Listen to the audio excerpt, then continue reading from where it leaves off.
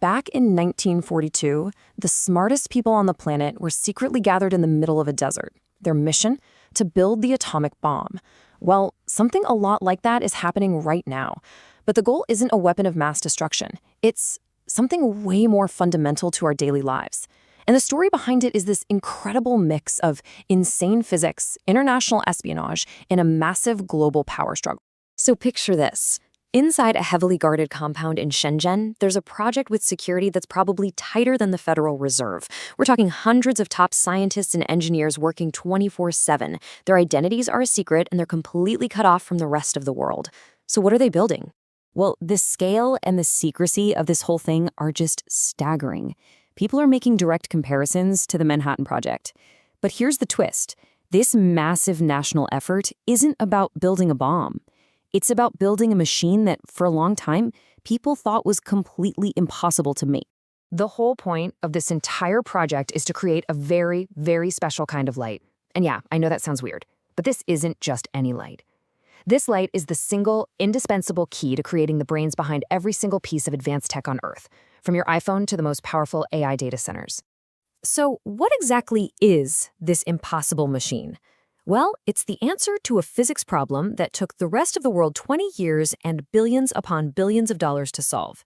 It's called an EUV lithography machine. The easiest way to think about it is like the most advanced printing press ever built. But instead of printing words on paper with ink, it prints impossibly tiny, microscopic circuits onto silicon wafers. And those wafers become the microchips that run pretty much everything. And when I say tiny, the scale here is just hard to even imagine. A modern transistor, which is basically the on-off switch in a chip, is over 20,000 times smaller than the width of a single human hair. We are literally talking about drawing circuits at a near atomic level. It's absolutely wild. To draw lines that fine, you need that special kind of light, and making it sounds like something straight out of science fiction. Okay, so get this. Inside the machine, a tiny droplet of molten tin is shot into a vacuum chamber. It gets hit with one laser to flatten it out like a pancake, and then, bam, it's blasted by a second, way more powerful laser that completely vaporizes it into a plasma. And the physics here are just extreme. That plasma cloud reaches 220,000 degrees Celsius. That's about 40 times hotter than the surface of the sun. And it's only in that split second of insane heat that the plasma flashes, emitting the precious EUV light they need to do the printing. But what's truly mind-boggling is that this whole sequence, droplet, blast, vaporize, flash, happens 50,000 times every single second. And that light then gets bounced off the most perfect, most ridiculously flat mirrors ever made by human hands. We're talking mirrors so perfect that if one of them is off by the width of a single atom, the entire multi-million-dollar chip is ruined. So, who can build this technological marvel? Just one company, on the entire planet, a company called ASML, based in a quiet little town in the Netherlands. They have a 100% monopoly. Each machine weighs 180 tons, costs over $350 million, and you need 3 Boeing 747s just to ship one. Now, this absolute monopoly created what's known as a critical choke point in the global supply chain. And for the United States, that choke point wasn't just a vulnerability, it became a weapon. This is where the story shifts to what's now called the Great Tech Blockade. It started back in 2018. The US government leaned on the Netherlands to stop ASML from selling its best machines to China. Then, by 2022, that blockade got even bigger, expanding to include older equipment, crucial software, even essential chemicals.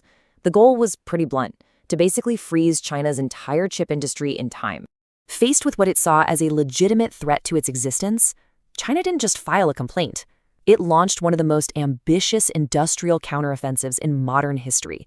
It was like a blueprint for a heist. Beijing's playbook had a few different angles. First, they set up a massive state fund, the Big Fund, with over $47 billion.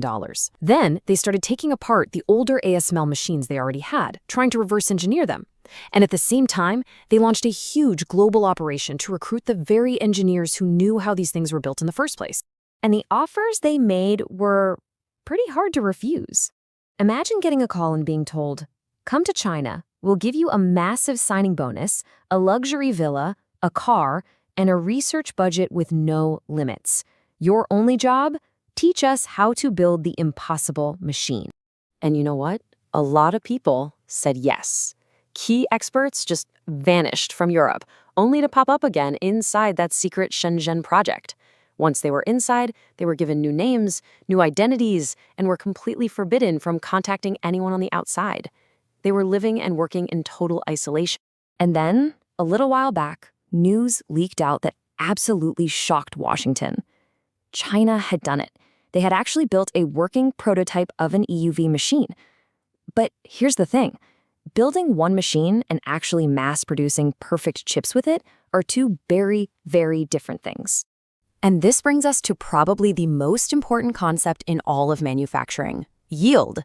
Simply put, yield is the percentage of perfect working chips you get from each run. If you have a high yield, you're making money. If you have a low yield, you are going bankrupt, and fast. And this is where you can see the massive gap. An ASML machine, say, at a factory in Taiwan, might have a yield around 90%. That's fantastic. But China's first prototype? The estimates put its yield at closer to 10%. That means for every 100 chips they try to make, 90 of them are basically garbage. You're not running a business at that point, you're just burning cash. Closing that yield gap isn't just a business problem, though. It has huge geopolitical consequences. For one, right now, the world's dependence on Taiwan for chips acts as a sort of silicon shield that helps protect it. If China can make its own chips, that shield basically shatters. It also means China can start mass-producing the advanced GPUs needed to win the AI arms race. And here's the final, craziest twist in this whole story. The US, realizing China would probably figure this out eventually, tried to change course a bit, offering to sell some restricted chips again. But Beijing said no. They actually ordered their own tech giants, companies like Alibaba and Tencent, to stop buying American and to buy from their new domestic suppliers instead. So in a huge, ironic twist, the American blockade that was designed to kill China's tech industry actually had the opposite effect. It gave it what some are calling the kiss of life. It turned what was a business problem into a full-blown battle for national survival.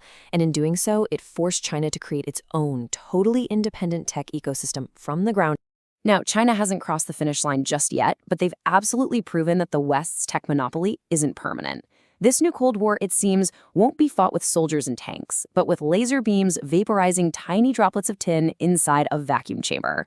The real question now is what happens next when there are two players who know how to wield that light.